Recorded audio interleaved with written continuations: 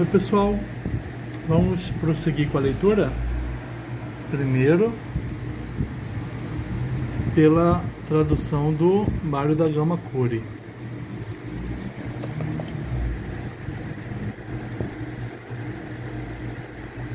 Aconteceu o seguinte ao próprio Croesus.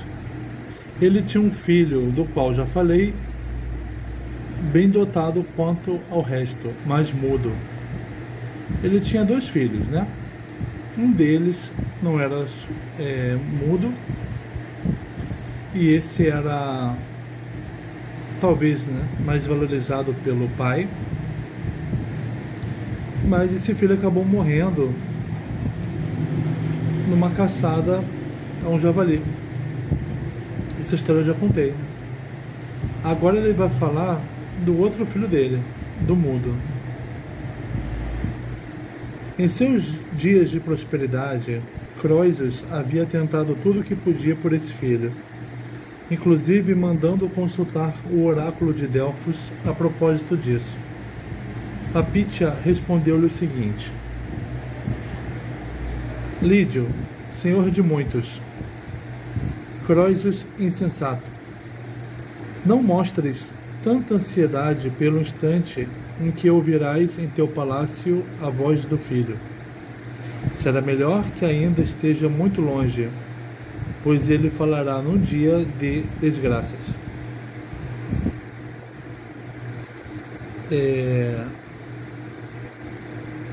A pitonisa disse que o filho dele não era para ele ficar ansioso, para que o filho falasse, porque quando o filho falar, será num dia de desgraças para todos eles, né? Quando a cidade foi capturada, um persa, né, dos soldados do Ciro, sem reconhecer Croesus, marchou contra ele com a intenção de matá-lo.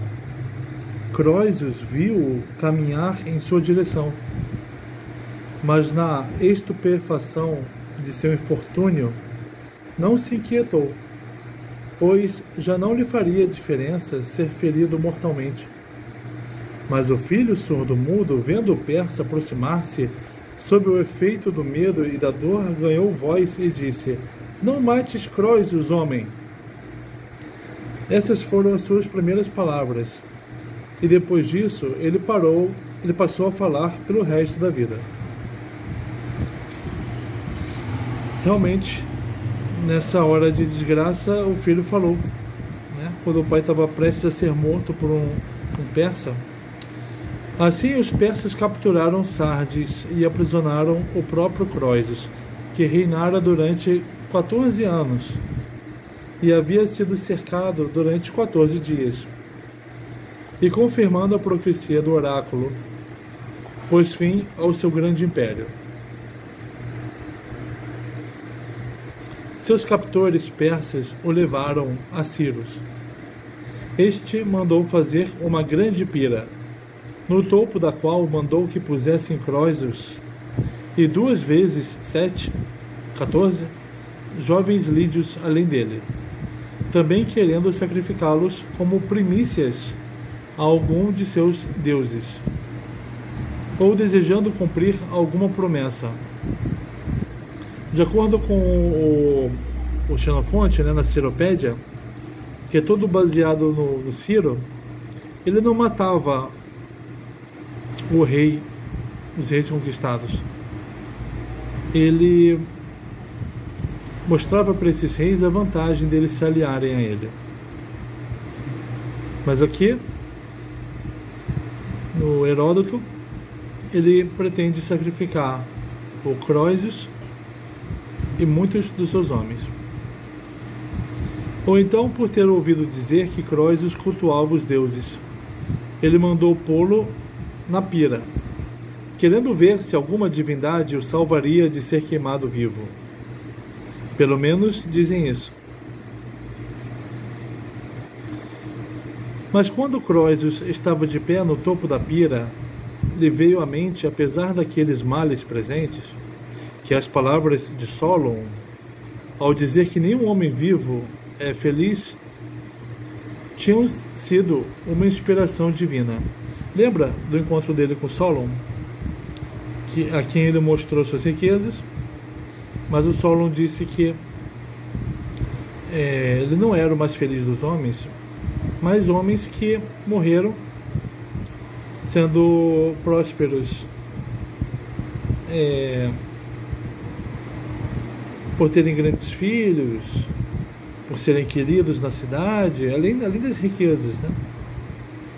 Então a felicidade é alguma coisa que se descobre no fim da vida do homem, se ele teve uma vida próspera, né? Aí na hora da morte, na hora em que ele ia morrer, Creso lembrou do que o Solon havia lhe dito. Quando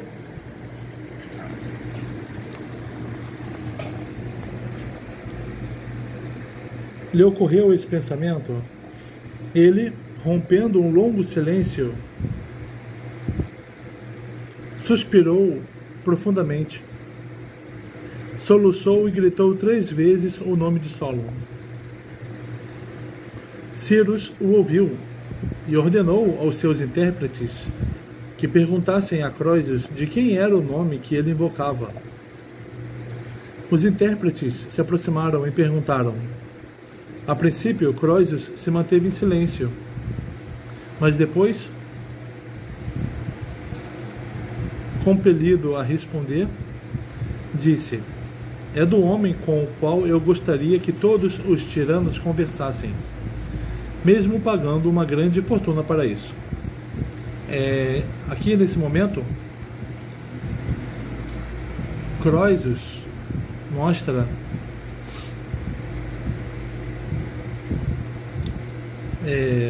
um apreço pela sabedoria, um apreço pelo que o Solon havia dito para ele, né? Querendo que isso também fosse dito para outros tiranos. Tais palavras não tinham sentido para eles, para os persas, e interrogaram Croesus novamente sobre o que o mesmo havia dito.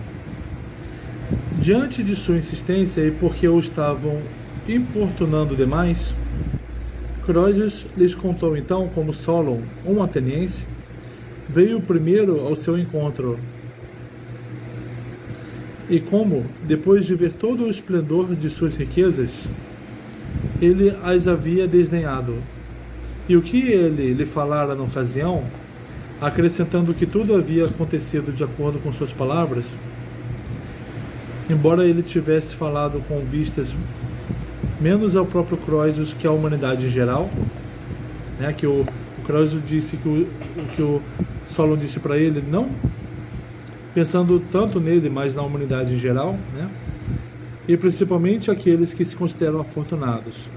Enquanto Croesus relatava essas coisas, a pira já tinha sido acesa e sua parte externa já estava em chamas. Ciro, após ouvir dos intérpretes as palavras de Croesus,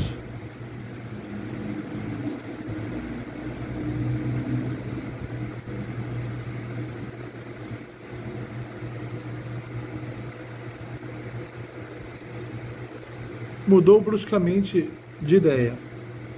Depois que Croesus disse, Solon veio visitá-lo, desdenhou das suas riquezas. E o Creso reproduziu tudo mais que o Solon havia lhe dito, né?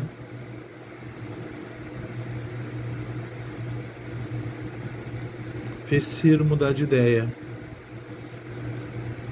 Pensou o Ciro que, sendo também um homem, estava mandando queimar vivo outro homem, cuja felicidade passada não havia sido menor que sua. Ele teve medo de pagar por isso um dia. Ele veio à mente que nenhuma das coisas humanas é estável. Justamente o que o Solon havia dito para o Creso, né? Pro Creso, que a sorte muda. Por isso que só se conhece a fortuna humana no fim da vida do homem, né? A fortuna de um homem no fim da vida dele. Diante disso, ele mandou apagar o mais depressa possível o fogo, já alastrado, e tirar da pira Croesus e seus acompanhantes. Croesus se tornou alguém caro, de certa forma, que Ciro gostaria de ouvir, e não de matar.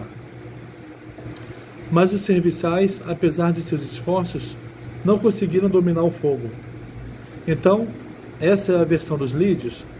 Enquanto Croesus percebeu o arrependimento de Ciro e viu todos aqueles homens tentando extinguir o fogo sem conseguir dominá-lo, pediu em voz alta a Apolo para vir socorrê-lo, suplicando-lhe que, se algum dia o Deus havia recebido com agrado qualquer oferenda sua, viesse agora em sua ajuda e o salvasse daquela desgraça iminente.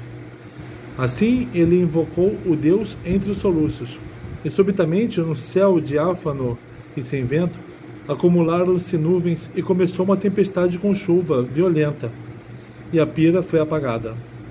Em face desses acontecimentos, Ciro compreendeu que Croesus era um homem bom e amado pelos deuses, e quando ele desceu da pira, Ciro o interrogou, dizendo-lhe o seguinte: que homem te aconselhou, Croesus, a atacar meu território invadindo-o com um exército e a ser meu inimigo em vez de meu amigo? Por que você fez essa loucura, meu filho? Croesus deu a seguinte resposta: quem fez isso fui eu, rei, para a tua felicidade e para a minha infelicidade. Mas a causa de tudo, então ele está reconhecendo que ele fez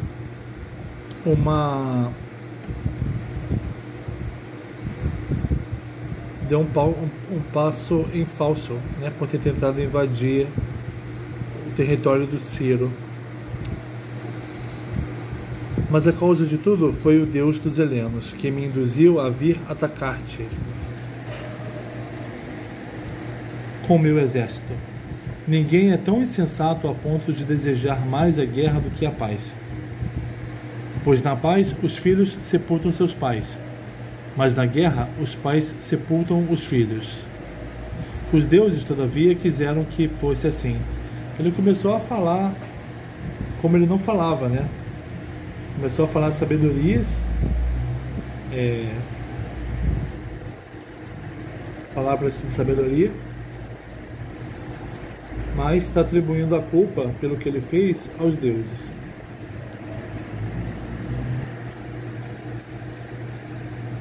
Croesus disse isso. Em seguida, Ciro mandou que lhe tirassem os grilhões e o trouxessem para perto de si, externando-lhe muitas atenções. Tanto Ciro quanto todos os seus acompanhantes o contemplavam com admiração. Croesus, por seu turno, mantinha-se em silêncio, absorto em seus pensamentos. Ele se tornou mais pensativo. Daí a pouco tempo, ao ver os persas saqueando a cidade dos lídios, ele se voltou para Ciro e disse: devo falar-te nessas circunstâncias o que me vem ao espírito, rei, ou devo calar? Você vê que agora ele está na posição de chamar o outro de rei. Ele quase foi morto e ele agora está pensativo. Ciro o exortou a dizer, e está gostando de dizer palavras, né? Ao invés de ser como ele era antes, querer se sobressair pelas riquezas. Ciro o exortou a dizer sem temor o que quisesse. E então ele perguntou: que faz aquela multidão com tanto assodamento? Ciro respondeu: ela está saqueando a tua cidade e levando os teus bens. Croesus, por sua vez, falou: não é a minha cidade nem os meus bens que ela saqueia, pois nada disso me pertence agora. Ele saqueia e leva o que é teu.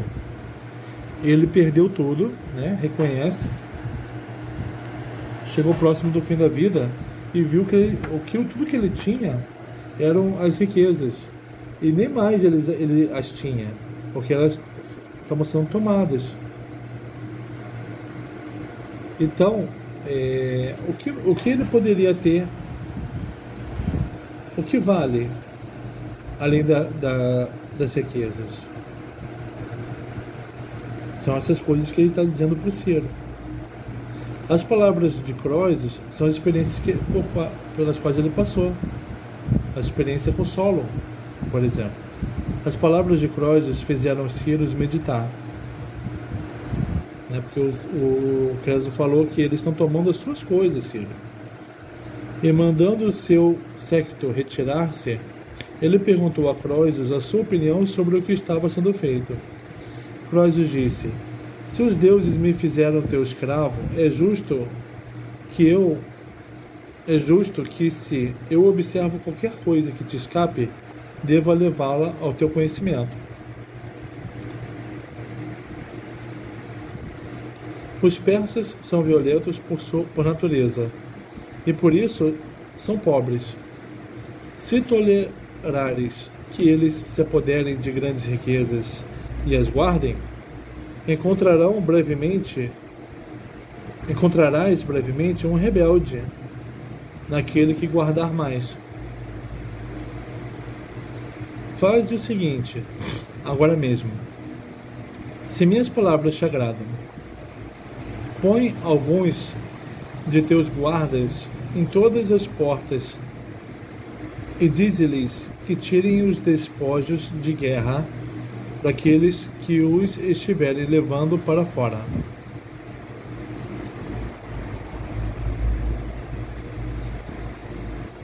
Instrui os guardas para informar que tais despojos têm de ser dados como dízimo a Zeus. Então a sugestão do Creso era que Ciro colocasse guardas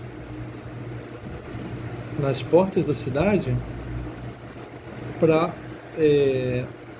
não deixar que os persas saíssem da cidade com os despojos e dissessem que aqueles despojos deveriam ser dados a Zeus. Assim não incorrerás na ira dos soldados, tirando-lhes à força o produto de seu saque, porque será para Zeus. E reconhecendo que ages justamente, eles te entregarão de bom grado os despojos. Ouvindo essas palavras, Ciro ficou muito satisfeito, pois o conselho lhe pareceu bom. Ele fez grandes elogios a Croesus, ordenou aos guardas que agissem de conformidade com suas palavras. Ele disse: agora que tratas em teus atos e palavras de conduzir-te como um rei, pede-me imediatamente qualquer favor que desejes. Agora sim, depois que deixou de ser rei, Croesus agia e falava como um rei. Então Ciro ofereceu-lhe um favor. Croesus disse, porque o Croesus tinha feito um favor para o Ciro, né? Evitando que um homem se tornasse incontrolável.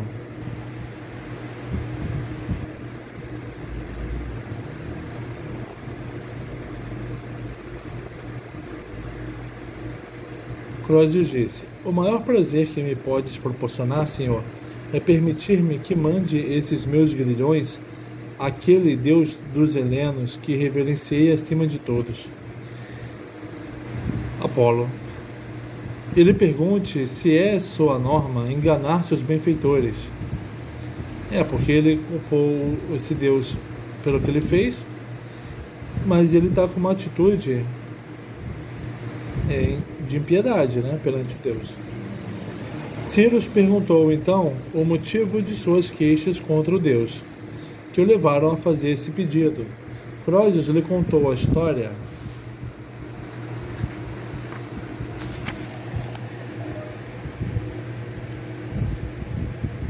de todos os seus planos e as respostas dos oráculos. Porque os oráculos para ele foram ambíguos, né? Os oráculos são sempre ambíguos, mas o expuseram a cometer ações que o prejudicariam. e mencionou principalmente suas oferendas e o teor do oráculo que o animou a atacar os persas. E concluiu reiterando veementemente o pedido de permissão para fazer suas queixas ao Deus. Ciro respondeu-lhe sorrindo: atenderei ao teu pedido, Croesus, e conceder-te-ei qualquer outro favor que me possas pedir. Logo após ouvir essas palavras, Croesus mandou alguns lídios a Delfos, encarregando-os de depositar aqueles grilhões no vestíbulo do templo e de perguntar se o deus não estava constrangido por haver persuadido Croesus a atacar os persas, assegurando que ele destruiria o poderio de Ciro. Mas o deus não assegurou, né? Poderio, diriam seus emissários, mostrando os grilhões, cujas premissas estavam ali. Os grilhões, né? Quer dizer, garantido que Creso conseguirá vencer Ciro. Tá aí, ó, as premissas, os primeiros frutos disso. Grilhões, cujas premissas estavam ali. Eles também deveriam perguntar se a norma dos deuses helênicos era ser ingratos. Olha que impiedade.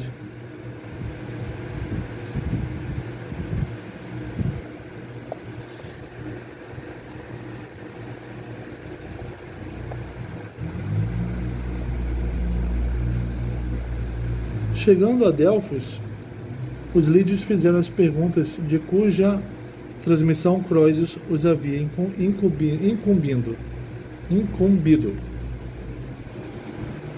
E dizem que a resposta da Pítia foi a seguinte: nem mesmo um deus é capaz de fugir ao destino prefixado. Croesus pagou pelos pecados de seu antepassado da quinta geração, que, sendo da guarda dos Heráclidas, foi levado pela astúcia de uma mulher a matar o seu senhor. Era a história do antepassado do Croesus, né, do rei Candaules, que insistiu muito por Giges ver a rainha nua. Aí ele a viu, ela exigiu que ele matasse o rei, né, ou fosse morto. Aí o Giges matou o Candaules.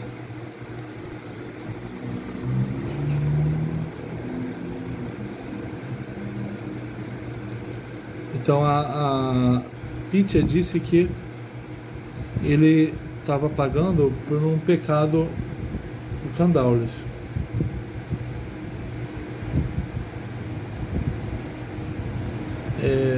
Foi levado pela astúcia de uma mulher a matar o seu senhor. O Giges matou o rei Candaules e usurpar para si mesmo uma honraria a qual não tinha direito algum. Lóxias, que é um epíteto de Apolo, né, que significa oblíquo, quis que a ruína de Sardes não ocorresse no reinado de Croesus, e sim no de seus filhos, mas não conseguiu persuadir as moiras, a personificação do destino. Graças ao porque elas queriam que a desgraça para os lídios fosse mesmo no reinado do Croesus. Graças ao Deus, porém, Croesus tirou proveito das concessões que elas lhe fizeram, pois ele adiou por 3 anos a captura de Sardes. Saiba, Croesus, que ele foi reduzido ao cativeiro o mesmo número de anos mais tarde, 14, do que a hora prefixada pelo destino. Em segundo lugar, Lóxias salvou Croesus do fogo da pira.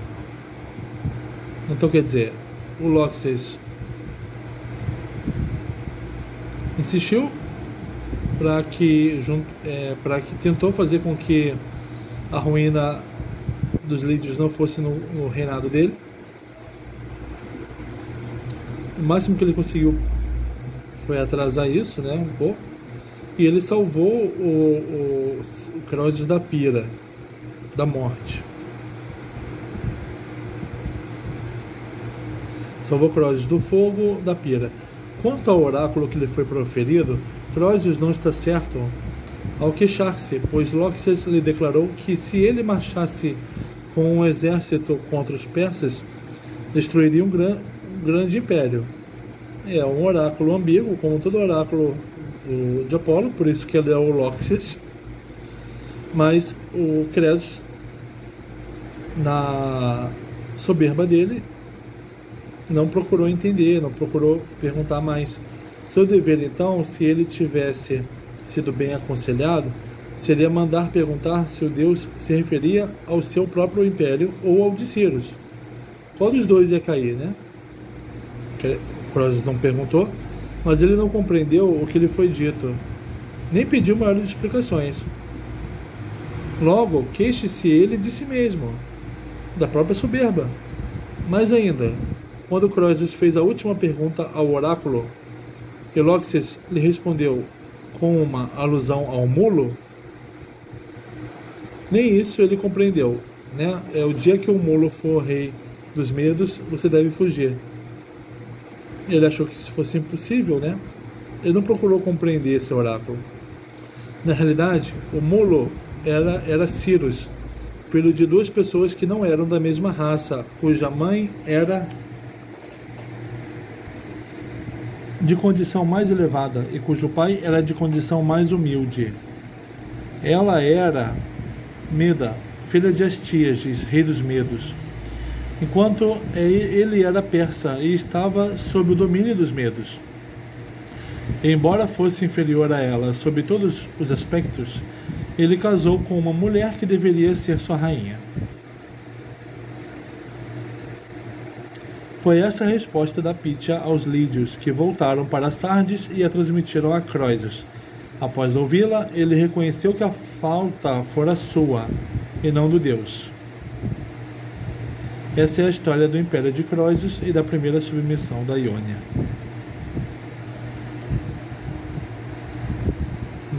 Mais um ponto agora de culpar os deuses. O Croesus é limitado, né?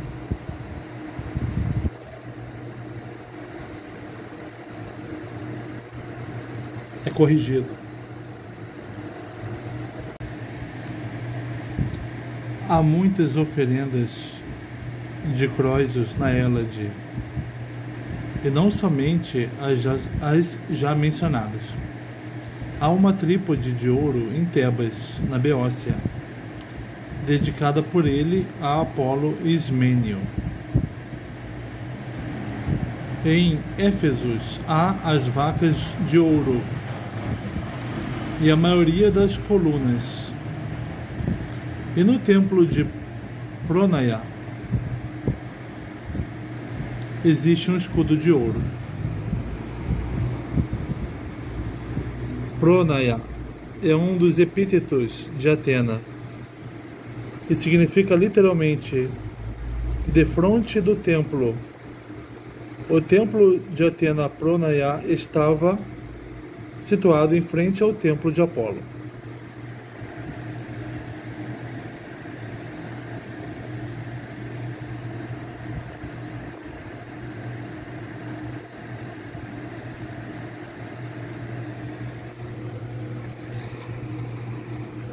Aqui, ó, no mapa. A Hélade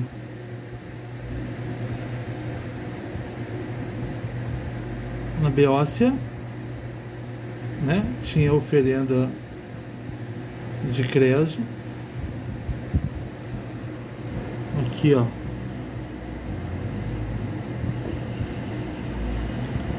Em Éfeso também, mais próximo, né? Bem mais próximo da Lídia aqui.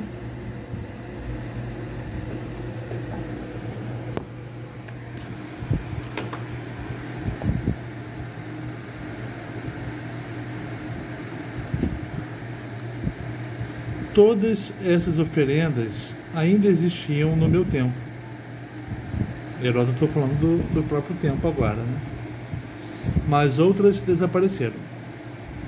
As oferendas de Croesus aos branquidas de Miletos, segundo ouvi dizer, são iguais em peso e semelhantes às de Delfos.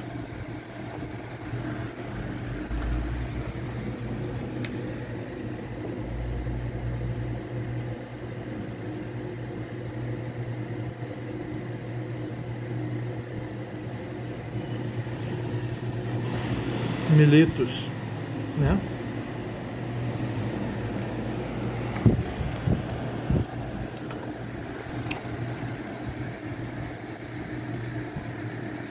As consagradas em Delfos e no santuário de Anfiaros eram do próprio Croesus, as primícias das riquezas herdadas de seu pai.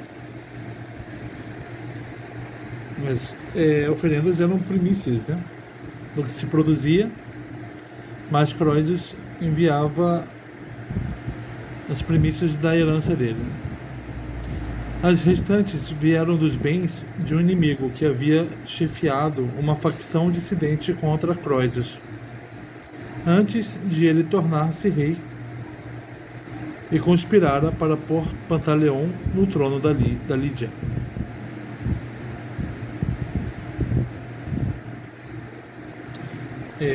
Croesus, antes de ser rei, conspirou para o Pantaleão, o irmão dele, ocupar o trono da Lídia, né?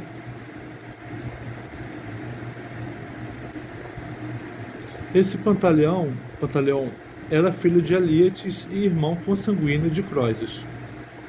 Croesus era filho de Alíates com uma mulher Cária, e Pantaleão era seu filho com uma mulher Iônia.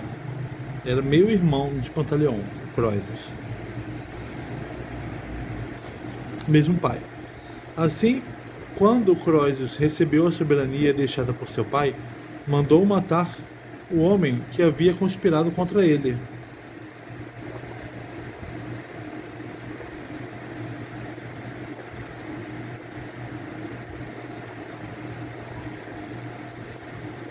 Aqui, cujos bens ele ofereceu para os deuses, né? Pondo entre os dentes de uma máquina de cardar uma fiandeira. Depois de confiscar os seus bens e consagrá-los aos deuses da maneira e nos templos mencionados por mim. Isso é tudo o que direi a respeito das oferendas de Croesus.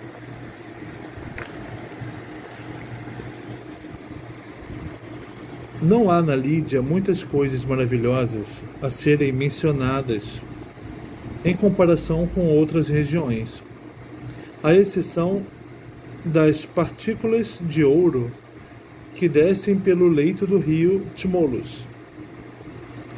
Há, todavia, um monumento que pode ser visto lá, mais notável que qualquer outro depois dos monumentos do Egito e da Babilônia. Trata-se do túmulo de Aliates, pai de Croesus, cuja base é feita de grandes blocos de pedra, sendo o resto de terra compactada. Ele foi construído por gente do mercado, por artífices e por prostitutas. Olha aqui, ó.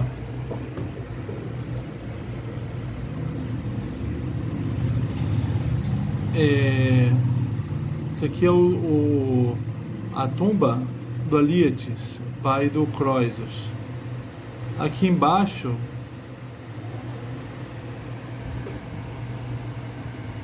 é de pedra, né?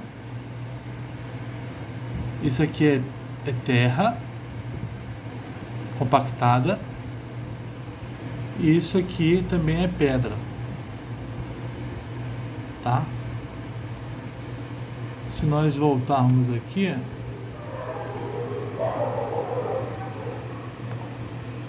tem uma... Essa aqui é da Wikipédia, né? Se você procurar Alíates.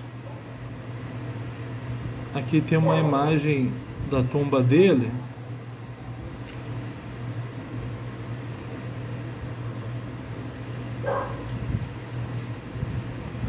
Uma imagem atual.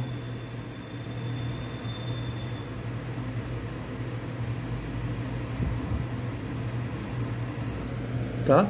É assim.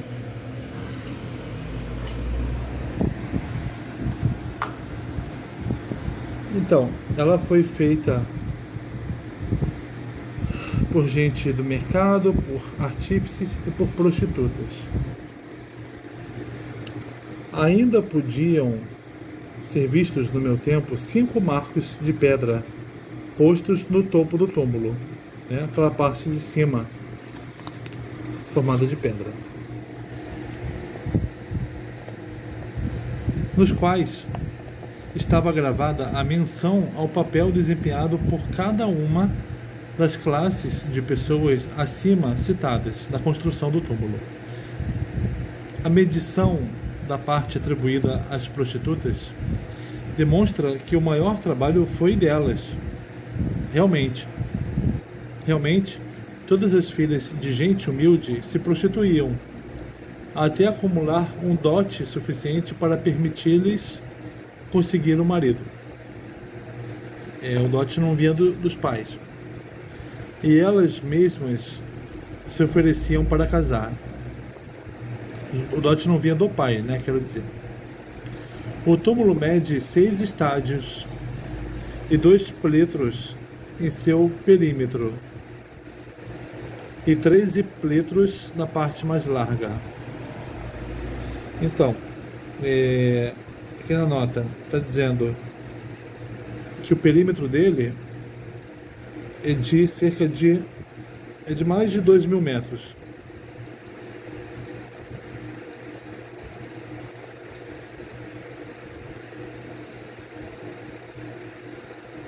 Seis estádios e 2 pletros.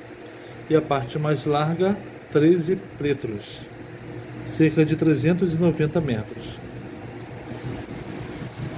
E há um grande lago junto ao mesmo, que, segundo dizem os lídios, é perene. Ele é chamado Gigaia. O túmulo, então, é assim.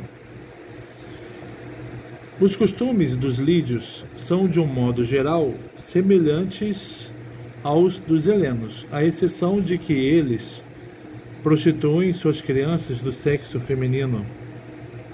Os lídios foram os primeiros entre os homens, até onde vai o nosso conhecimento, a cunhar e a usar moedas de ouro e prata.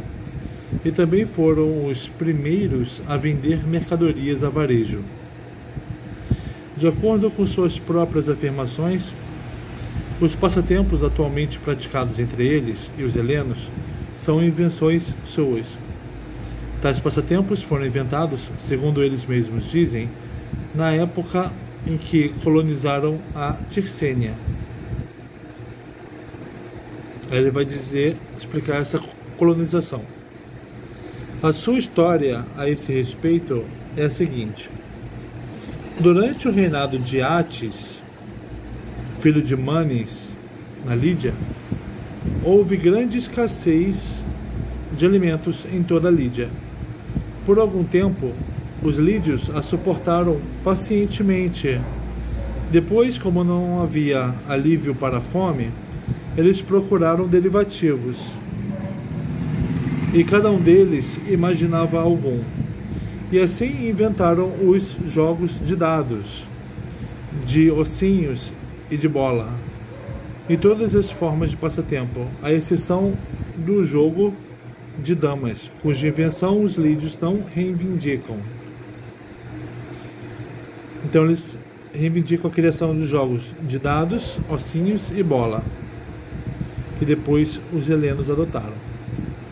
Usando suas descobertas para iludir a fome, durante um dia inteiro em cada 2, eles jogavam, para não terem de procurar alimento, e no outro dia paravam de jogar e comiam. Foi esse o seu modo de viver durante 18 anos. Mas a fome não cessou de atormentá-los, Ao contrário, afligia-os cada vez mais. Finalmente, o rei dividiu o povo em 2 grupos e os mandou tirar a sorte, de tal maneira que um grupo permaneceria no país, enquanto o outro o deixaria. O próprio rei exerceria a soberana sobre o grupo ao qual coubesse por sorte permanecer no país, enquanto seu filho, cujo nome era Tircenos, seria o rei dos emigrantes. Os lídios componentes do grupo que, em consequência do sorteio, teve de emigrar, partiram para Esmirne e lá construíram naus, nas quais puseram todos os seus bens passíveis de serem embarcados e viajaram à procura de terra onde pudessem viver. Afinal, depois de passarem sucessivamente por várias regiões, eles chegaram ao território dos Ômbricos, onde fundaram cidades e moraram desde então. Eles já não se chamavam lídios, e sim tircênios, por causa do nome do filho do rei que os levara até lá. Assim os lídios foram escravizados pelos persas, né? Voltando àquela tomada da Lídia pelo Ciro, né? Essa aqui, ó, eles chegaram no território dos Ômbricos, os tircenos. Ômbricos. O território dos Ômbrios ficava no centro-norte da Itália. A Úmbria dos romanos perpetua a memória de seu nome. Então eles viajaram da Lídia até o norte da Itália.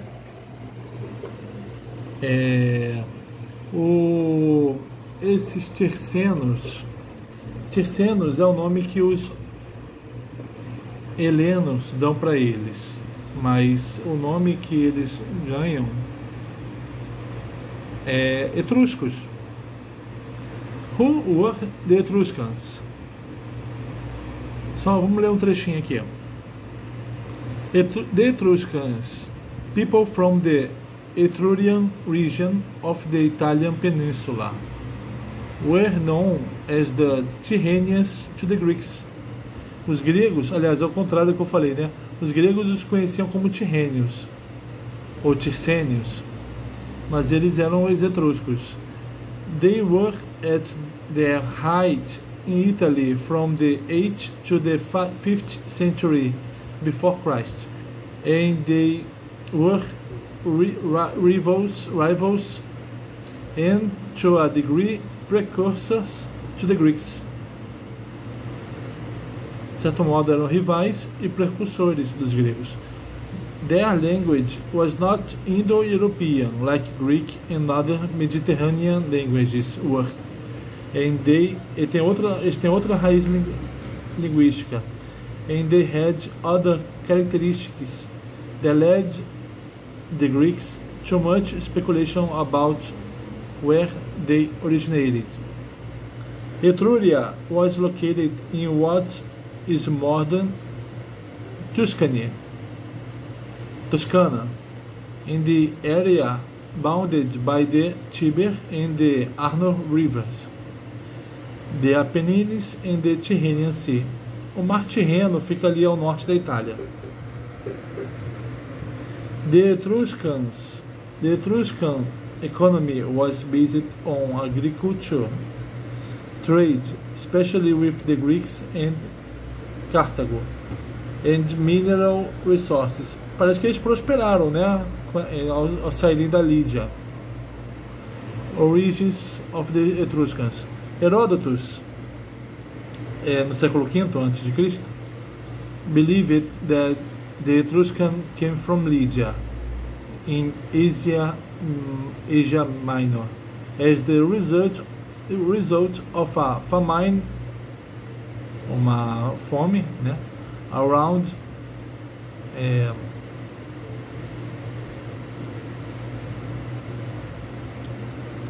1200 before Christ. Just as the Irish came to the US Aí comparando com a chegada dos irlandeses aos Estados Unidos. As a result of a potato famine in the 19th century. The name of the Etruscans, which was Tyrrhenian or Tyrsenian, according to the Greeks, came from a leader of the Lydian emigres, King Tyrsenus. The Hellenistic scholar Dionysius of Halicarnassus quotes an early historian, Hellanicus, contemporary of Herodotus, who objected to the Lydian origin theory on the basis of differences between Lydian and Etruscan languages and institutions. Baseado na linguagem e nas instituições, Hellanicus, outro historiador, atribuiu uma outra origem para os etruscos, que não Lídia. For Hellanicus, the Etruscans were Pelagians, from the Aegean, do Egeu. Aí é isso, né? São os conhecidos etruscos.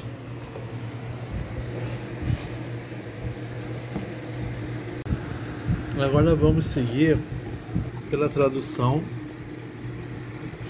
da Maria Aparecida de Oliveira Silva.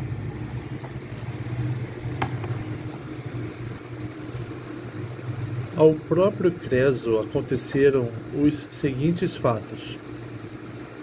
Ele tinha um filho, que já havia mencionado antes, capaz quanto às outras coisas, mas mudo. No momento em que se lhe apresentava a prosperidade, Creso tudo fez para ele e concedeu-lhe outras coisas. Além disso, enviou seus mensageiros a Delfos para consultar seu oráculo, e a Pítia proferiu-lhe as seguintes palavras.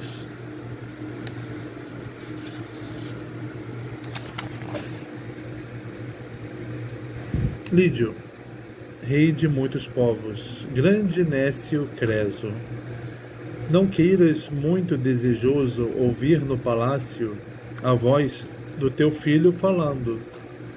Isso será muito mais agradável para ti, pois ele falará primeiro em um dia funesto. Então, quando a muralha foi ocupada, pois um dos persas foi, tomando Creso por outro, para matá-lo, e Creso, vendo-o avançar, foi indiferente sob o presente infortúnio, visto que em nada lhe seria diferente se morresse sendo golpeado.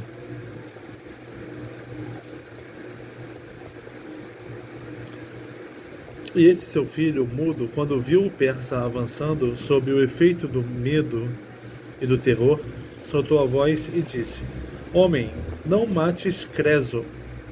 Então essa foi a primeira vez que ele emitiu um som, e depois disso já começou a falar durante todo o tempo de sua vida. Então os persas tomaram Sardes e capturaram o próprio Creso, que governara durante 14 anos e havia sido sitiado por 14 dias, e que, conforme o oráculo, ele pôs fim ao seu grande império. Depois de agarrá-lo, os persas levaram-no para Ciro, e ele ordenou que fosse erguida uma grande pira, e que Creso fosse colocado em cima dela, preso com grilhões, e 2 vezes 7 meninos lídios ao lado dele, tendo em mente, então, quer dedicá-los como primícias a um deus qualquer, quer querendo cumprir também um voto. Quer ainda saber se Creso era temente aos deuses. Por causa disso, ordenou que ele fosse colocado sobre a pira, querendo saber se alguma divindade iria protegê-lo para que não fosse queimado vivo. Então ele fez isso. E quando Creso estava colocado em cima da pira, veio à sua mente, embora nesse tamanho mal presente, o que ouviu de Solon, que tivera o auxílio dos deuses quando ele havia lhe dito que nada que é dos seres vivos é feliz. Foi diante da morte, né, é que ele se lembrou do que o Solon havia dito a ele. Ou seja, é no final da vida que se sabe da sua prosperidade, se você foi feliz ou não. Ora, quando lhe ocorreu isso, suspirou e lamentou, depois de uma longa calmaria, e disse 3 vezes o nome de Solon. Por que lamentou? Depois que lhe ocorreu isso, talvez ele tenha percebido que não foi feliz. E após Ciro ter ouvido isso, ordenou que seus intérpretes perguntassem a Creso quem era esse que ele invocava, e eles se aproximaram dele para perguntar. Durante um longo tempo, Creso ficou em silêncio após ter sido interrogado. Depois disso, porque foi obrigado, disse: aquele que eu desejaria a todos os tiranos, por grandes somas de dinheiro que fossem as suas discussões. Como o que ele lhes disse era sem sentido,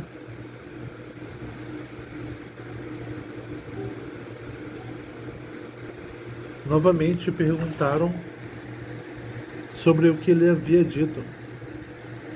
Porque eles persistiram e pela perturbação dos que estavam presentes, então ele disse que Solon era ateniense e que tinha vindo ao seu reino. Também que ele havia contemplado toda a sua opulência e que não tinha feito caso dela. E ainda o que ele lhe dissera naquele momento, e que tudo o que lhe havia sucedido por aquilo que ele disse, porque falava-se não mais que para ele mesmo, que para qualquer outro ser humano, e sobretudo aos que se consideravam felizes. Enquanto Creso relatava isso, as extremidades da pira acesa já estavam queimando. E quando Ciro ouviu dos intérpretes o que Creso disse, mudou de ideia, e compreendeu que também ele mesmo era um homem, e que outro homem em vida lhe dava ao fogo, o qual ocorria de ter uma felicidade não menor que a dele próprio. O Creso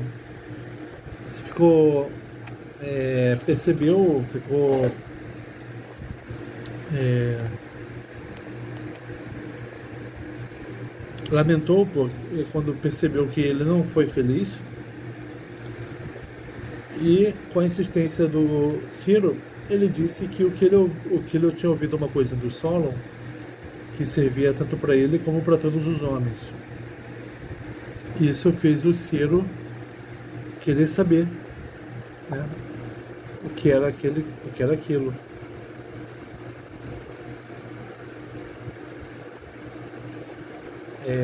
Aí ele percebeu que estava diante de um outro homem,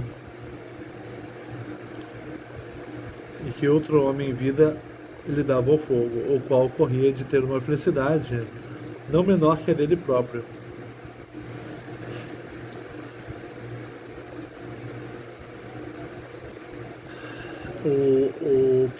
O Ciro percebeu nele uma felicidade que o próprio Ciro não reconheceu em si mesmo.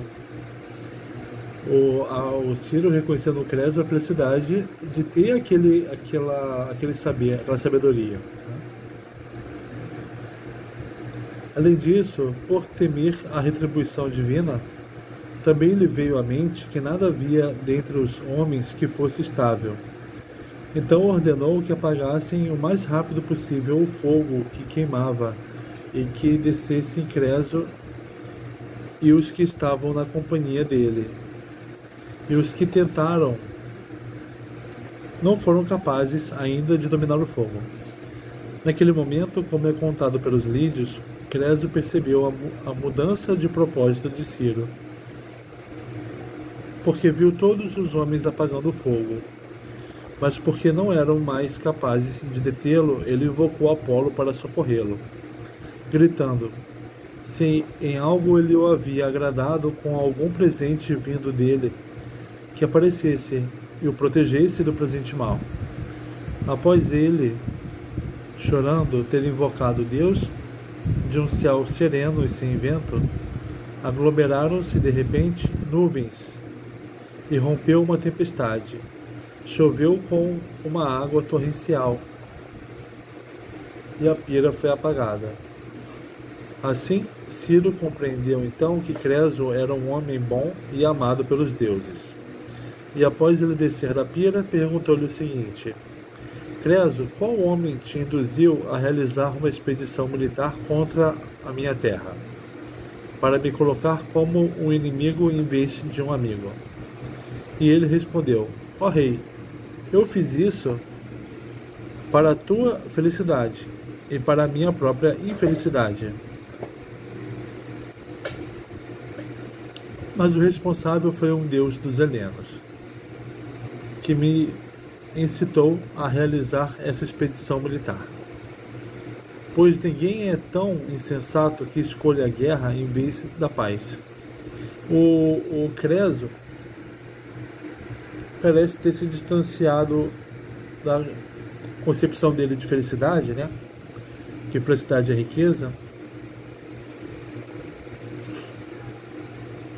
E falava agora e se deu conta de uma regra geral, né? Que foi o que o Solon disse para ele, de que a felicidade se tem no fim da vida, né?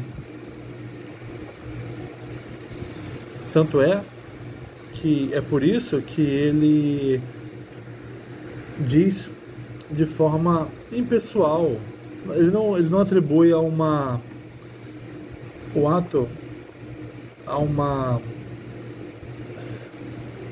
um talento, a uma falta de talento dele mesmo, né? Nem o resultado, nem a causa, nem a consequência, né? Como sendo atribuídas só a ele, porque ele diz: eu fiz isso, eu invadi a sua terra para a tua felicidade e para a minha infelicidade. Ele fala do sentido do que ele fez, né? O sentido geral do que ele fez. Ele não fala: eu invadi porque eu queria aumentar meus territórios. Não, ele falou da moral da história. Mas o responsável foi um deus dos helenos, que me incitou a realizar essa expedição militar. Então, nesse sentido geral do que ele fez, pela moral da história, aí ele pode atribuir o que ele fez, então, não a uma causa dele, mas a uma causa divina. Pois ninguém é tão insensato que escolha a guerra em vez da paz. Ele está dizendo que não é sensato o homem que escolhe a guerra. Quer dizer, ele fez o que fez insensatamente, sem saber exatamente que ele ia causar a própria ruína, né?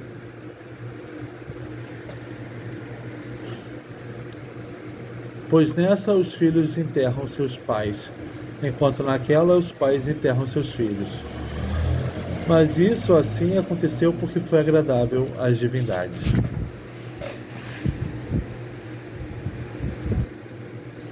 E ele falava isso enquanto Ciro ordenava que ele fosse libertado e que se sentasse perto dele, e seguramente teve para com ele muita consideração.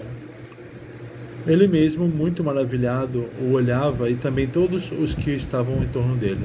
E Creso mantinha-se em meditação e estava calmo. Depois disso, virou-se para ver os persas saqueando a cidade dos lídios e disse: ó rei, preciso te dizer o que me vem à mente, ou calar-me nas circunstâncias presentes? E Ciro, encorajando-o, ordenou que ele falasse o que quisesse. Ele perguntou, dizendo: O que é isso que essa numerosa multidão está fazendo com tanta pressa? E ele lhe respondeu: está saqueando a tua cidade e levando as tuas riquezas. E Creso disse-lhe em resposta: não é a minha cidade, nem as minhas riquezas que ela está saqueando, pois nada tenho ainda delas depois disso. Mas essa carrega e leva as tuas coisas. Então, se ele tivesse falando como ele sempre falou, ele iria dizer: olha, estão pegando as minhas coisas, né? Ai de mim que estou aqui vivo para ver isso. Mas como ele está falando pela moral da história, então ele fala o sentido daquilo que está acontecendo, que são as coisas do Ciro que estão sendo saqueadas.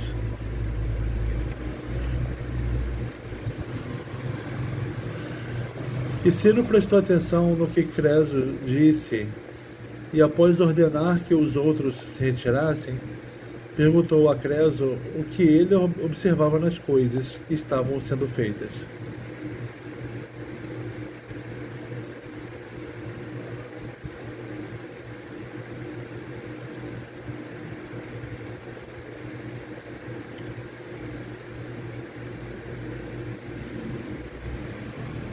E ele disse: depois de os deuses o terem me concedido a ti como escravo, considero justo, se algo me vier a mais, indicar-te. Os persas, porque são insolentes por natureza, são pobres. Se tu olhares com indiferença para esses que estão saqueando e se apoderando dessas grandes riquezas, disto é provável que alguém dentre deles, aquele que se apoderar de mais riquezas que os outros, esse seria capaz de se insurgir contra ti. Agora faz o seguinte: ele se tornou um bom conselheiro então, por causa disso tudo.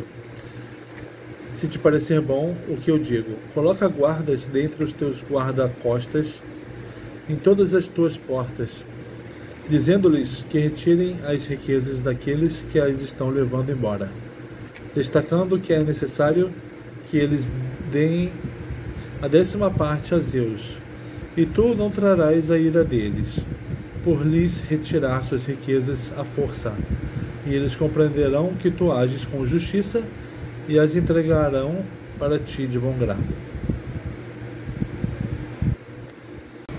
Após ouvir isso, Ciro alegrou-se excessivamente, porque lhe pareceu que foi bem aconselhado, e agradeceu-o muito.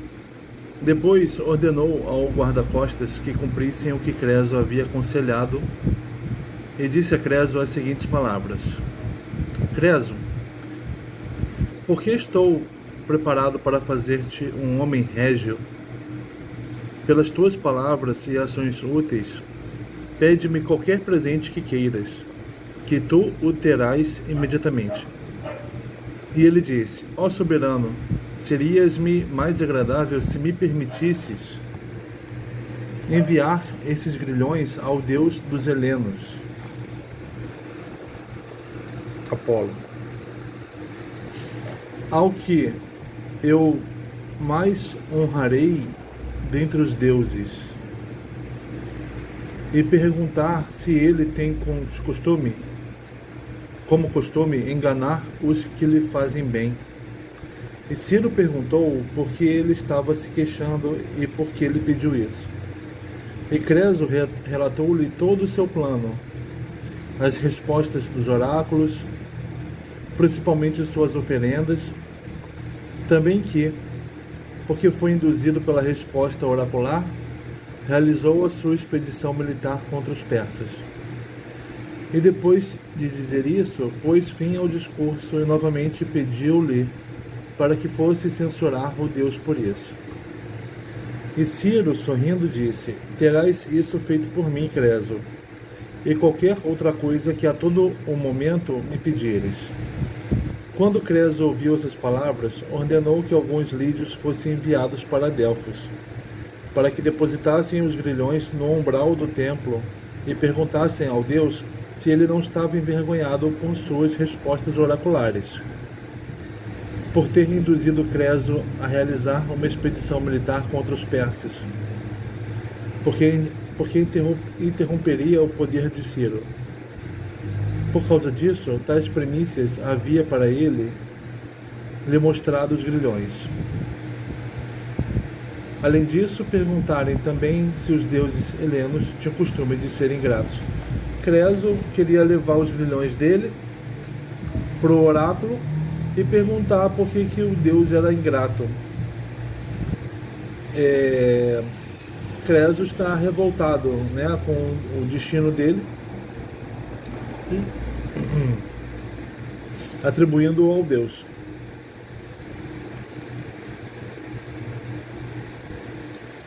Bem, ele já andou um pedaço, percebendo que o destino, que a vida dele tinha sido ruim, né?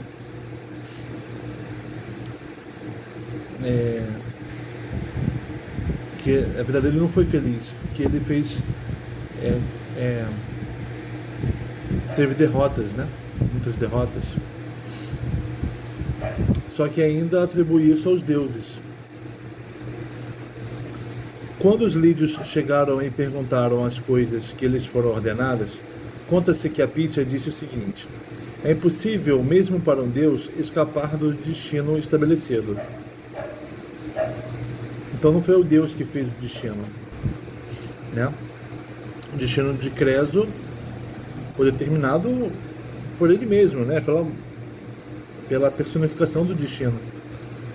E Creso pagou pelos erros da sua quinta geração, que era a de lanceiro dos Heráclidas, porque consentiu com um ardil feminino.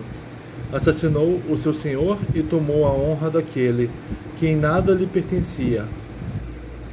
Visto que Lóxis esforçou-se intensamente para que, sob o comando dos filhos de Creso, ocorresse o sofrimento de Sardes,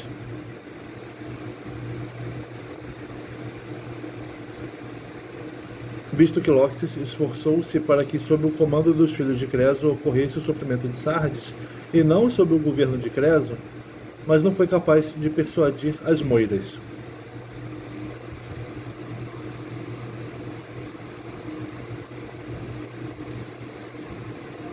As moiras, né? As deusas do destino. Quanto ao que elas lhe concederam, as moiras, ele conseguiu algo e interveio a seu favor, pois retardou por 3 anos a captura de Sardes.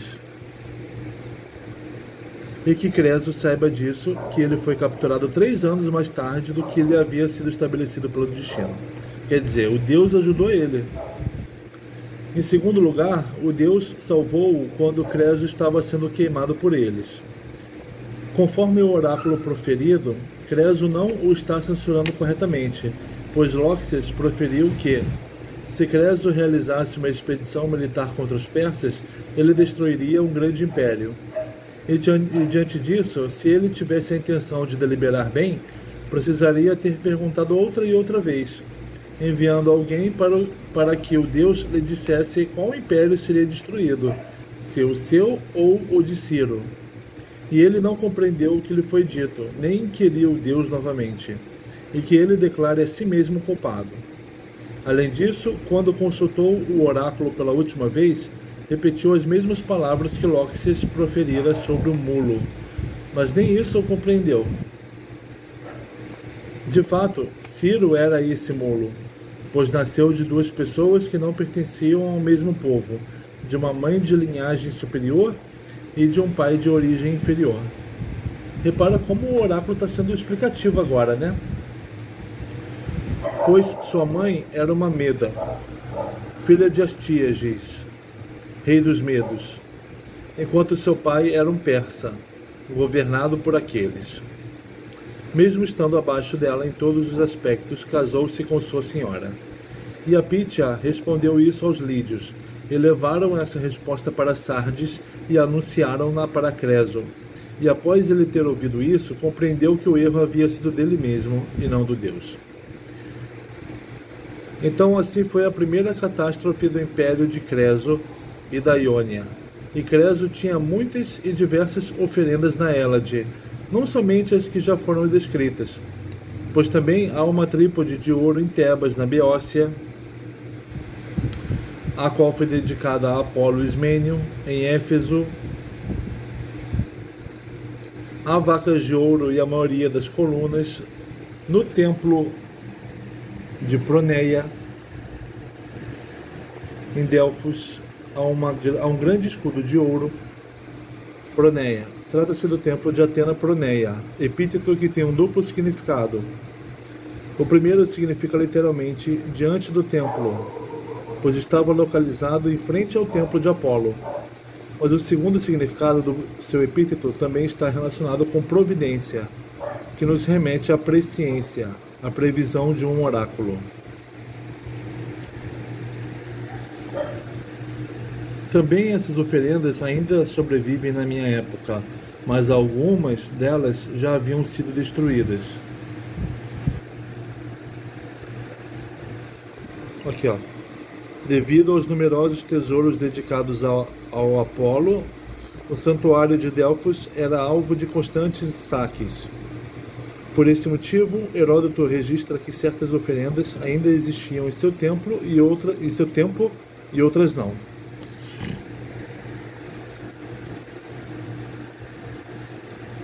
As oferendas feitas por Creso aos Brânquidas de Mileto, como eu informei, eram iguais em peso e semelhantes às de Delfos. E as que foram depositadas no templo de Delfos e no de Anfiaral eram privadas. Eram primícias vindas das riquezas paternas. E outras oferendas vieram da riqueza de um homem que era seu inimigo, que era um rebelde antes de Creso tornar-se rei. Era um auxiliar zeloso que atuava para que Pantaleão herdasse o Império Lídio. Pantaleão era filho de Aliates, irmão de Creso, mas não era nascido da mesma mãe, pois Creso era filho de Aliates com uma mulher da Cária, enquanto Pantaleão era filho de uma flor da Iônia.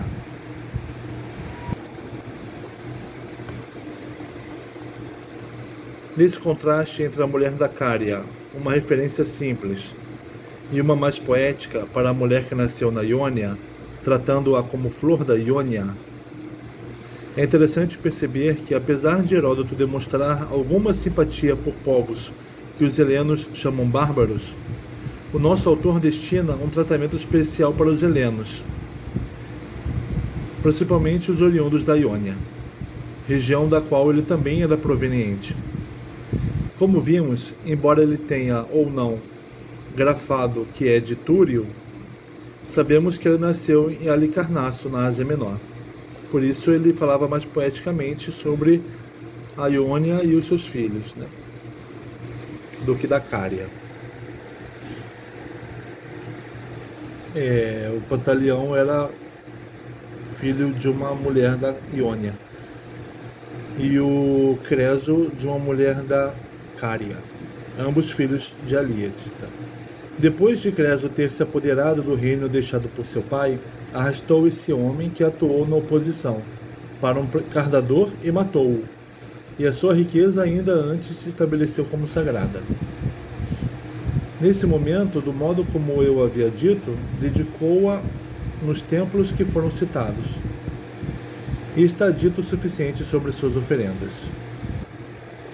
Não há mais coisas maravilhosas na terra lídia, tal outra região, exceto a areia de ouro que desce do rio Tmolo. A região apresenta um único grande monumento, gigantesco, isso sem considerar os monumentos do Egito e da Babilônia, que é o túmulo de Aliates, o pai de Creso, que havia lá. A sua base era feita de pedras gigantescas e o restante do túmulo era um amontoado de terra.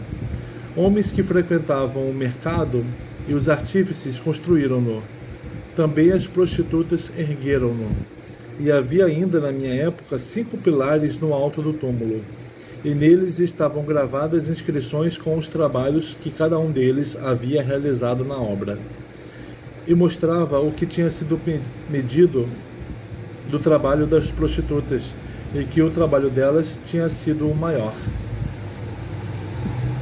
Pois, de fato, Todas as filhas do Demo prostituíam-se, porque acumulavam para si os dotes, para que até quando elas fossem se casar com alguém, pudessem realizar isso, e elas mesmas se ofereciam em casamento.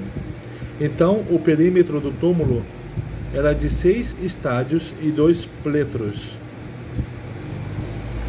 e a sua extensão era de 13 pletros. Também havia um grande lago, que os lídios dizem que era inextinguível, e esse mesmo se chama Gigeia. Então, esse túmulo era dessa natureza. E lídios e helenos têm costumes quase iguais, à parte que os lídios prostituem suas crianças do sexo feminino, e que eles foram os primeiros homens dentre os que nós conhecemos que cunharam e utilizaram moedas de ouro e de prata, e os primeiros também que se tornaram pequenos comerciantes. Os próprios lídios dizem que os jogos existentes para eles e os helenos foram invenções próprias. Eles dizem que essas foram inventadas por eles, na mesma época em que eles fundaram suas colônias na Ticênia. Ticênia, região da Península Itálica, cujos nomes encontramos grafados. Ticênia, como nesse texto, Tirrênia, Etrúria e Toscana. A respeito disso, eles contam o que vem a seguir, sobre os ticênios.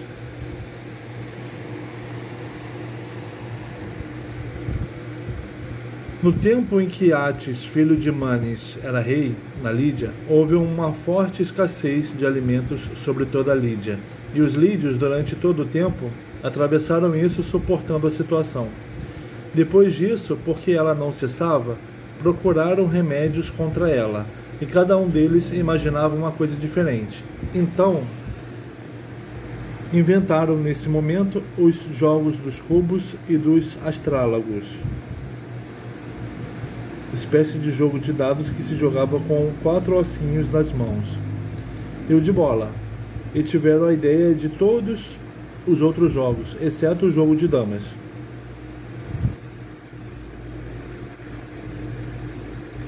Pois os lídios não reclamam essa invenção para eles, mas os helenos atribuem a invenção do jogo de damas a Palamedes, filho de Náuplio, rei da Eubéia, e de Clímene, um herói da guerra de Troia. E porque os inventaram, agiram desse modo contra a fome. Brincavam um dia inteiro a cada 2 dias, a fim de que não procurassem por comida. E no outro dia interrompiam os jogos e alimentavam-se. Desse modo atravessaram 18 anos. Depois, porque o mal não se afastava, mas ainda mais os pressionava, assim o rei deles dividiu todos os lídios em 2 partes. Decidiu por meio de um sorteio qual permaneceria e qual sairia do território. Também que o próprio rei comandaria a parte que fosse sorteada para permanecer, e a parte que fosse destinada a abandonar o território caberia ao seu próprio filho, cujo nome era Tirceno.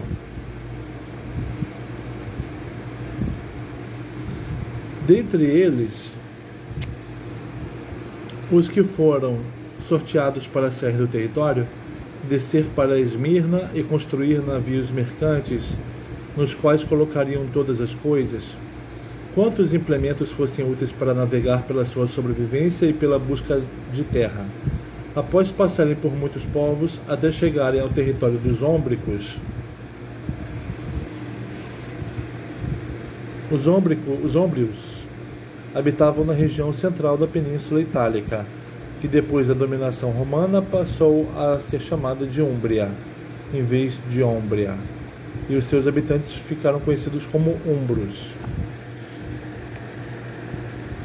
até chegarem ao território dos Ômbricos, onde eles fundaram uma cidade, na qual habitaram desde essa época. Em vez de lídios, os que estavam na companhia do filho do rei receberam um novo nome, de quem os conduzia. Por isso, consideraram dar o nome epônimo de Tircênios. Então os lídios foram escravizados pelos persas.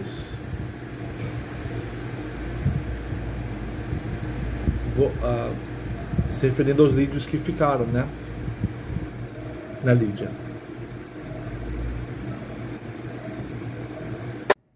Agora vamos pelo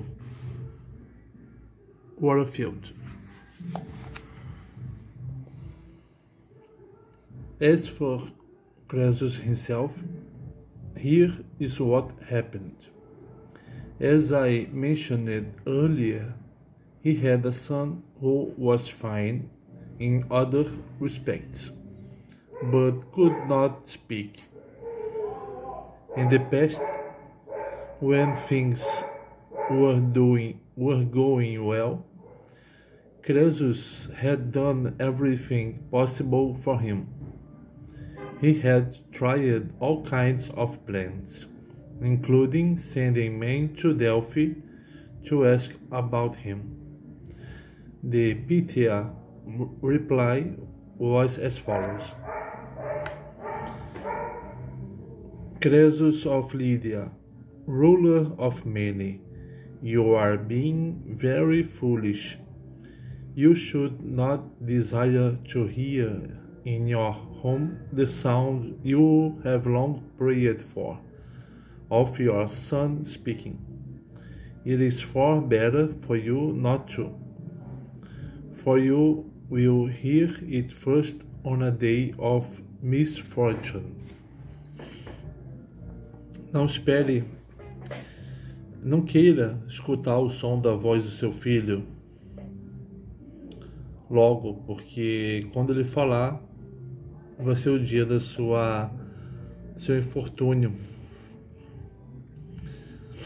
Now, during the capture of the city, a Persian soldier failed to recognize Croesus and came up to kill him. Croesus saw him coming, but was too overwhelmed by the catastrophe that was taking place to care. O palácio estava sendo invadido, aí um soldado persa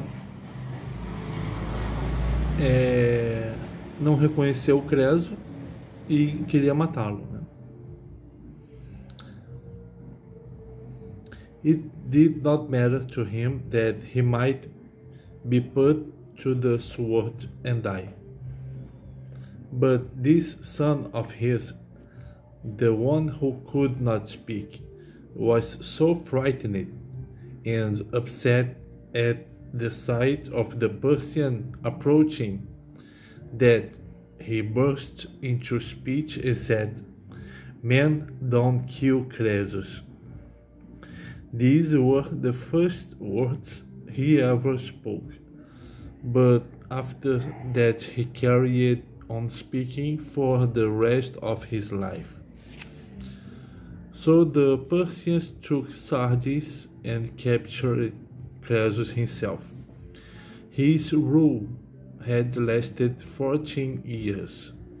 The siege had lasted 14 days, and as the oracle had foretold, he had put an end to a great empire, his own.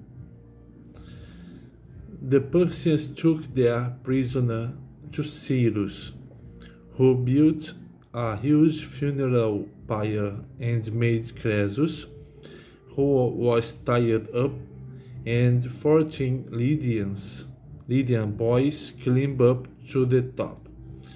Nas traduções em português está 2 vezes 7 rapazes lídios e não 14.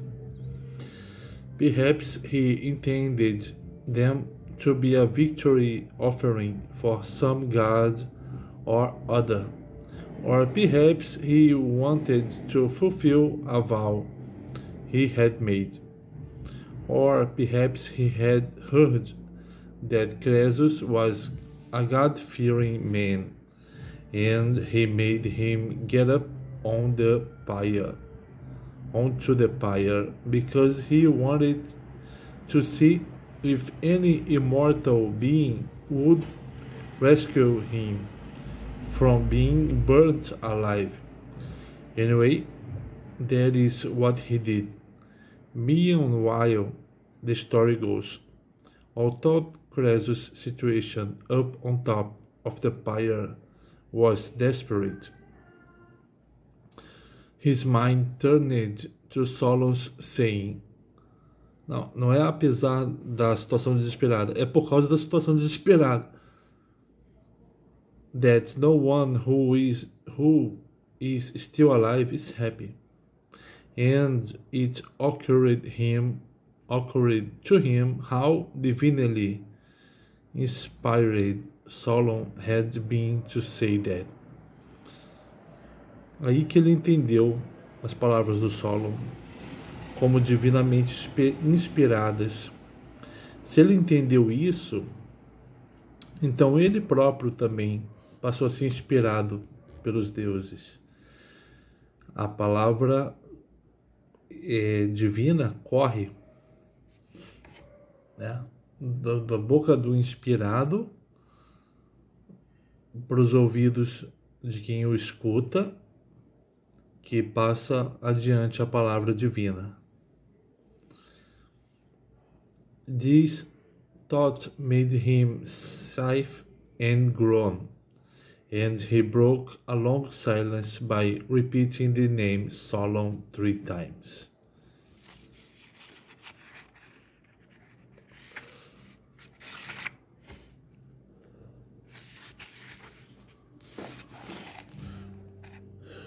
When Cyrus heard him, he told his translators to ask Croesus who it was he was calling on.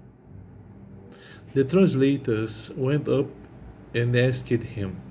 At first, Croesus made no reply, but then, when he was coerced, he said, "Someone whom I would give a fortune to have every ruler in the world meet."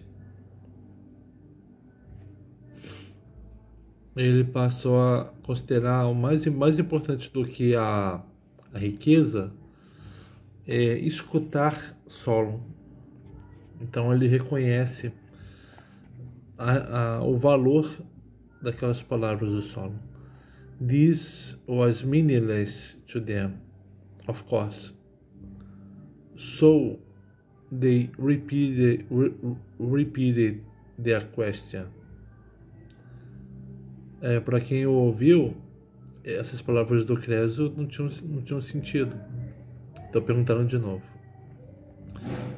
When they persisted and crowded around him, he told them how Solon had arrived at his court in the first place, all the way from Athens, how he had seen all his wealth and dismissed it as rubbish, or words to that effect, and how in his case everything had turned out as Solon had said it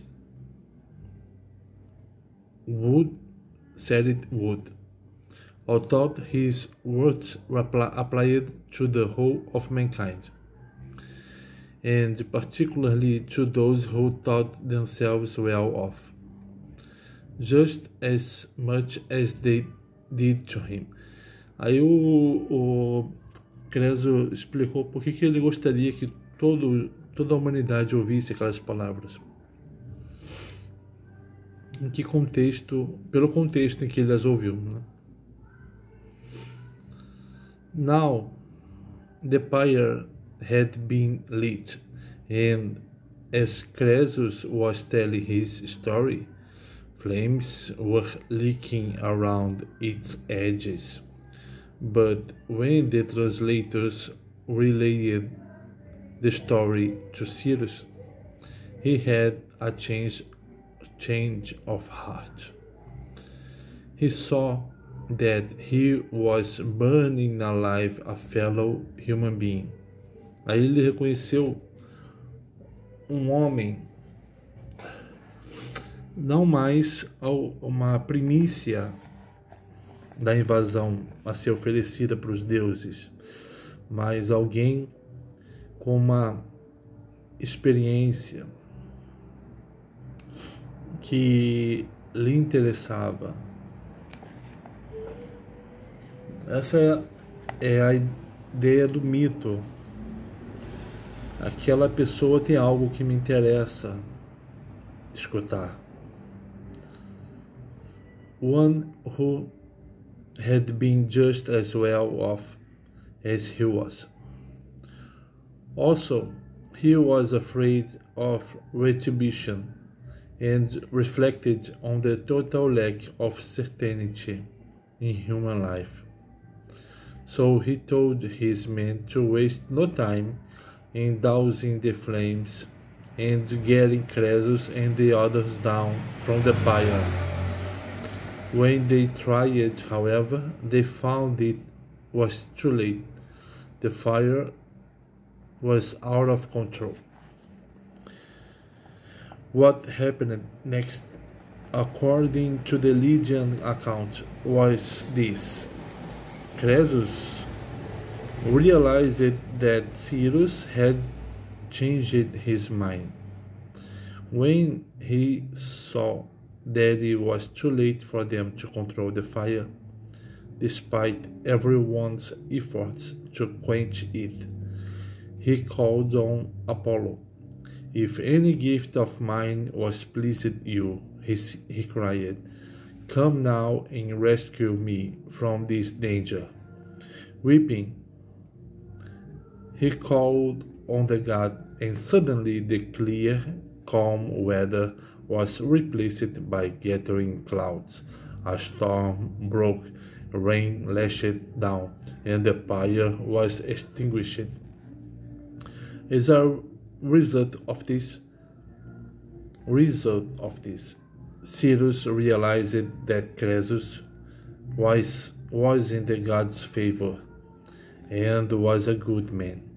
So once he had got Croesus down from the pyre, he asked him who had persuaded him to invade his country and be his enemy rather than his friend.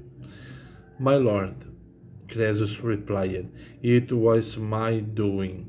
You have gained it and I have lost from it. But responsibility lies with the god of the Greeks, who encouraged me to make war on you.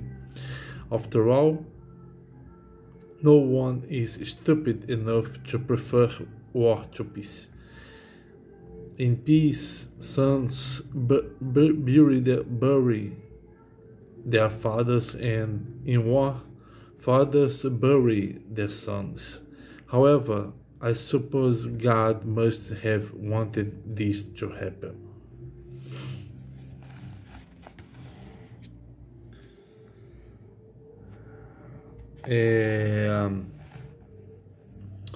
Ele está descrevendo a arte que leva os homens a fazerem coisas estúpidas, como provocar uma guerra que provavelmente ele ia perder, que ia fazer o filho dele enterrá-lo. Aliás, né? Que faria ele perder seus filhos, né? Fazer o pai enterrar seus filhos. That is what Croesus said. Cyrus untied him and had him seated nearby. He was very impressed with him, and he and his whole entourage admired the man's demeanor. But Croesus was silent, deep in thought. Then he turned, and at the sight of the Persians looting the Lydian city, he said, My lord, Shall I tell you what just occurred to me? Or is this an inappropriate time for me to speak? Cyrus told him not to worry and to say whatever he wanted. So Croesus asked, "What are all these people rushing around and doing so eagerly?" "They are sacking your city," Cyrus replied, "and carrying off your property." "No," Croesus replied, "it's not my city and property they are stealing. None of it belongs to me anymore. It is your property they are plundering." Cyrus was intrigued by Croesus' words, so he dismissed everyone else and asked Croesus what, in his opinion, the situation held for him. Croesus answered, "Since the gods have given me to you as your slave, I consider it my duty to pass on to you any special insights I have. Persians are naturally aggressive, and they are not used to possessions. So if you just stand by and let them loot and keep all this valuable property, you should expect the one who gets hold of the most to initiate a coup against you." Golpe, né? Contra você. "However, I have a suggestion to make, which you might like, but men from your personal guard on sentry duty at all the city gates and have them take the spoils away from those who are trying to bring them out of the city, on the pretext that a tenth of it has to be offered to Zeus. Under these circumstances, you won't be hated for the forcible removal of their property. They will appreciate the rightness of what you are doing and willingly hand it over." Cyrus was delighted with what Croesus was saying. He thought the suggestion was excellent. He was full of praise for Croesus and told his personal guards to put Croesus' idea into practice. They had said to Croesus. Then he said to Croesus, "Your loyal background, Croesus, has not affected your ability to do good deeds and offer sound advice. Whatever you would like me to give you will be yours straight away. You have only to ask." "Master," Croesus replied, "nothing would give me more pleasure than to be allowed to send these shekels of mine," os grilhões, "to the god of the Greeks, whom I revered more than any other god, and to ask him if it is his normal practice to trick his benefactors."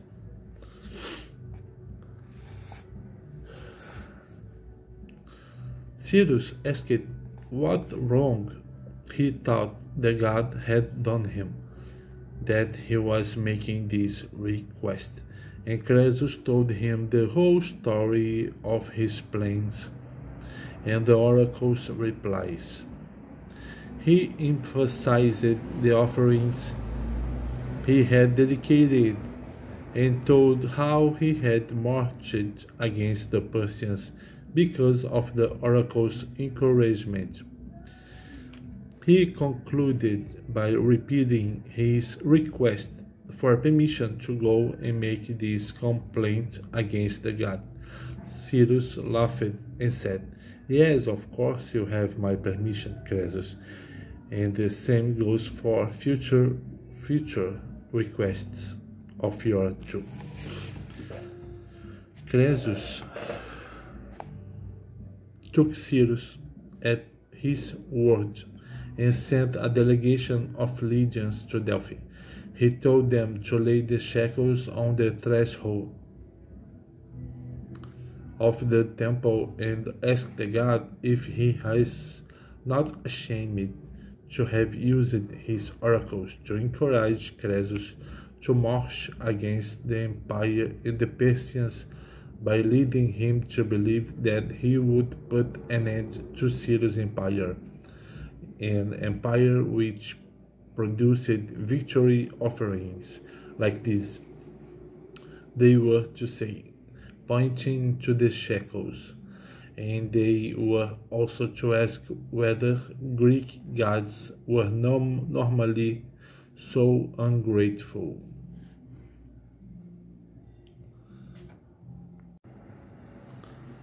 The Lydians went to Delphi and said what Croesus had told them to say. The Pythia reply, we are told, was as follows. Not even a god can escape his ordained fate. Croesus had paid for the crime of his ancestors 4 generations ago. Who thought a member of the personal guard of the Heraclidae gave in to a woman's guile, killed his master, and assumed a station which was not rightfully his at all. In fact, Loxias wanted the fall of Sardis to happen in the time of Croesus' sons rather than of Croesus himself. But it was not possible to divert the fates. However, he won a concession from them and did Croesus that much good. He managed to delay the fall of Sardis for 3 years.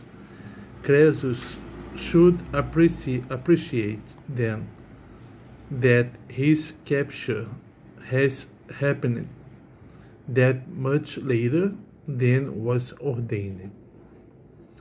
In the second place, Loxias came to his help when he was on the pyre. Moreover, Croesus has no grounds for complaint as regards the oracle. Loxias predicted that if he invaded Persia, he would destroy a great empire. Faced with this, if he had thought about it, he would have sent men to inquire whether Loxias meant Cyrus' empire or his own, because he misunderstood the statement and failed to follow it up with another inquirer. We should blame no one but himself for what happened. Then again, in response to his final question, Loxias told him about a mule, but Croesus misunderstood this too. The point is that Cyrus is this mule because he comes from parents of different nationalities. His mother was of nobler lineage, since she was a Mede and a daughter of Astyages, the Median king. But his father was a baser blood, since he was a Persian and a subject of the Medes, So it was his own mistress he married, despite being her inferior in all these ways. This was the Peach's response to the legions. They took it back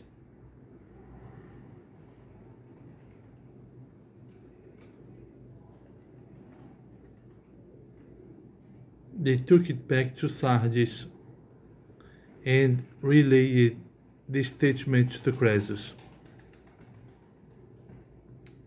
When he heard it, he realized that the fault was his and not the gods. That is the story of Croesus' reign and the first conquest of Ionia. Greece holds plenty of other votive offerings made by Croesus besides the ones already mentioned. In Boeotian Thebes, for instance, there is a golden tripod which he dedicated to Ismenian Apollo. In Ephesus, the golden cows and most of the pillars were set up by Croesus. In the temple of Athena before the temple at Delphi, there is a huge golden shield. Aqui ele diz Athena before the temple, né? Mas em português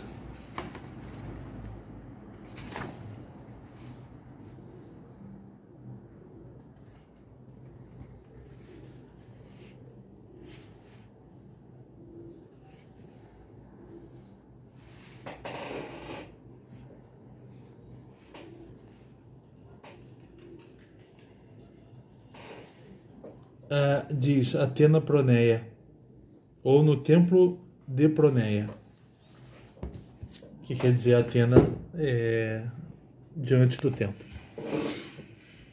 Aqui não, aqui ele descreve, né?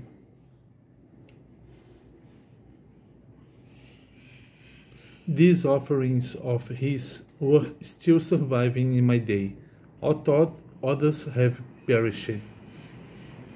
In Branchidae, in Miletus, there are here offerings made by Croesus, which are equal in weight and similar in kind to those he made at Delphi.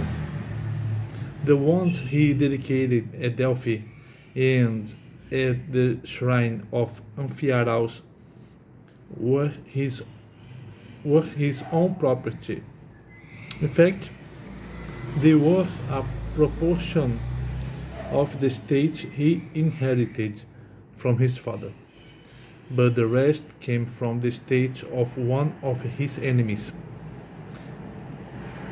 Uma das ofertas dele veio de dos inimigos dele, a man who had become an adversary of Croesus by supporting Pantaleon's bid for power before Croesus became king.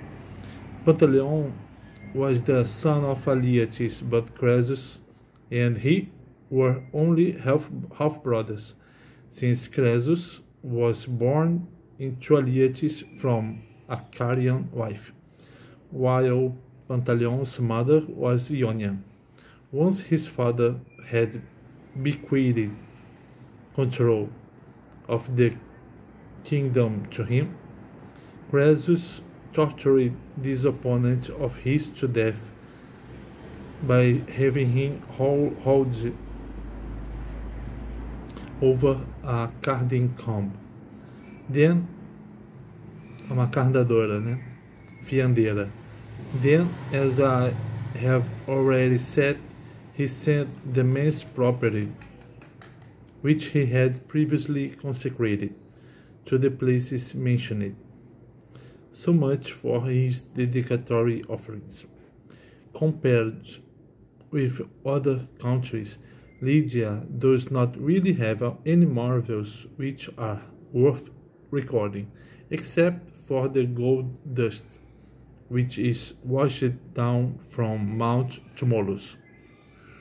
However, there is one edifice in Lydia which is by far the biggest in the world.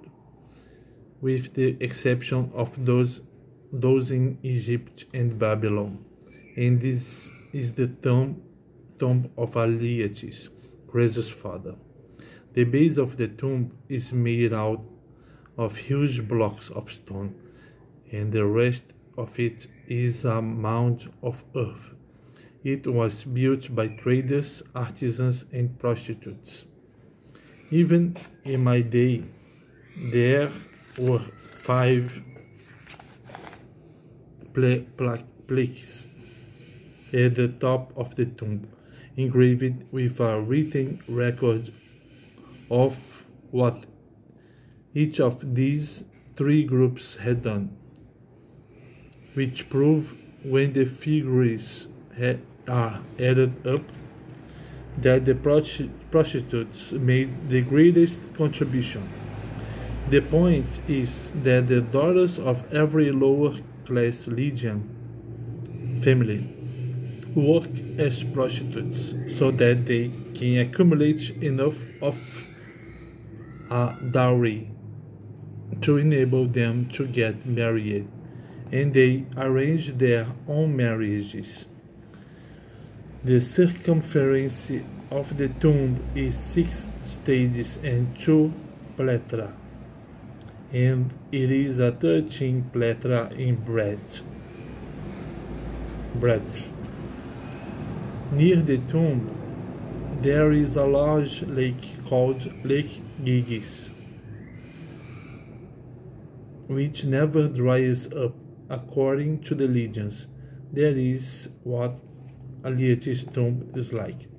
Apart from this practice of having their female children work as prostitutes, Lydian customs are not very different from Greek ones. They were the first people we know of to strike gold and silver coins and use them, and so they were also the first to retail goods. According to the native Lydian tradition, the games which both they and the Greeks at present have in common were invented by them. They claim that the invention of these games coincided with their colonization of Tyrrhenia, and here is what they say about it. During the reign of Attis, the son of Menes, there was a severe famine throughout Lydia. At first, the Lydians patiently endured it, but as it went on and on, they tried to find some ways to alleviate the situation, and a number of different ideas were proposed by different people. Anyway, according to them, that was how they came to invent all sorts of games, including dice, knucklebones, and ball games. The only game the Lydians do not claim to have invented themselves is backgammon, damas. Once they had invented all these games, they say, their produce with regard to the famine was as follows. They spent the whole of every alternate day playing games, so that they would not want food, and then on the days in between they would stop playing and eat. 18 years passed in this way, and there was still no end to their troubles. In fact, they just got worse. Then their king divided the whole population into 2 groups and drew lots to decide which group would stay in Lydia and which would emigrate. He appointed himself to the ruler of those who were to stay there, and he put his son, who was called Tyrrhenus, in command of the immigrants. The group whose lot it was to leave their country made their way down to Smyrna, where they built ships for themselves. They put on board all the equipment they might need, and they sailed away in search of land and livelihood. Their journey took them past a number of peoples, but eventually they reached the Umbricians, where they founded settlements, and still live to this day. But they changed their name, and instead of legions, they named themselves after the king's son, who had led them there. That is, they made up a name for themselves based on his, and called themselves Tyrrhenians. So the legions were reduced to slavery under the Persians.